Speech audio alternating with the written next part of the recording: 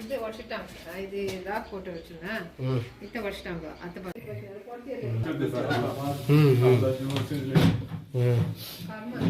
ಲಕ್ಷ್ಮೀ ಕಾಸ್ತೆ ತುನೇಲು ಸುಖಿ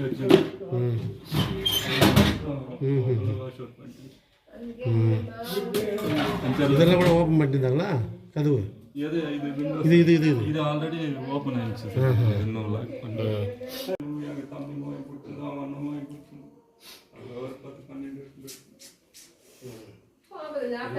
ಲಕ್ಷ ఇప్పుడు సేఫ్టీ నాకు వస్తున్నారన్న జాగ్రత్త ఉండాలి ఇంకేమని ఇంటిపైన లోన్ ఉంది సార్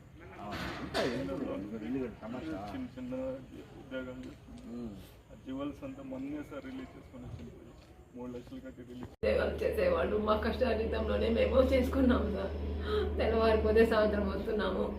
దాంట్లోనే ఏదో మాకు తగినటువంటి మా బిడ్డకు కావాల్సింది మేము చేసుకోవాలని ఆశపడి చేసుకున్నాం సార్. అది అమ్మగారు ఇచ్చినటువంటి నగలు మేమేదో కొద్దిగా పెట్టుకున్నాం సార్, అంతే. ఇది కూడా ఇల్లు కూడా అప్పు చేసే కట్టుకున్నాం సార్, లోన్ తీసే కట్టుకున్నాము.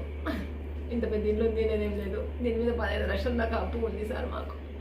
ఆ టైంలో ఈ విధంగా జరిగితే మేము ఏ విధంగా కోరుకోగలుగుతాం సార్? పొగుల్లోనే తీసుకొని వెళ్ళిపోతే ఇంక మేమేం చేయాలి సార్? ఉంది సార్ ఆశించాలి. కాబట్టి గౌరవ ముఖ్యమంత్రి వర్యులు శ్రీ నారా చంద్రబాబు నాయుడు గారు మా కుటుంబానికి న్యాయం చేస్తారని మాకు ఒకే ఒక ఆడబిడ్డ సార్, ఇంక మగ పిల్లలు కూడా లేరు సార్. నా పేరు కె త్యాగరాజు, నా భార్య పేరు వి భారతి. నేను ద్రావిడ సిటీ నందు అవుట్ సోర్సింగ్ కింద ఎలక్ట్రీషియన్ పనిచేస్తున్నాను. మా భార్య పిఎస్ మెడికల్ కాలేజ్లో ఆఫీస్ అసిస్టెంట్గా పనిచేస్తుంది ఆర్థో డిపార్ట్మెంట్లో.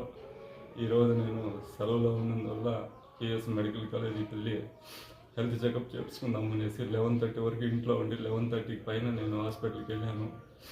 హాస్పిటల్కి పోయేసి 1:30కి ఇంటి దగ్గరికి వచ్చేలోపు మెయిన్ గేట్ అంతా ఓపెన్లో ఉన్నింది.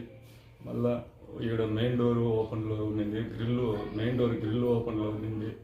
అంతా పగలగొట్టేసి మొత్తం టోటల్గా మాస్టర్ బెడ్రూమ్లో ఉన్న ట్రంక్ పెట్లో ఉన్నటువంటి అన్ని బంగారు ఆభరణాలు, చైన్లు, లక్ష్మీ కాసులు, నలుపూసల దండలు, గాజులు, రింగులు, వెండి సామాన్లుగా అంతా బంగారు ఆభరణాలు మొత్తం కలిపి ఒక 120 గ్రాముల దాకా దొంగతనం జరిగింది సార్. వెండి ఒక 70 గ్రాములు పోయింది.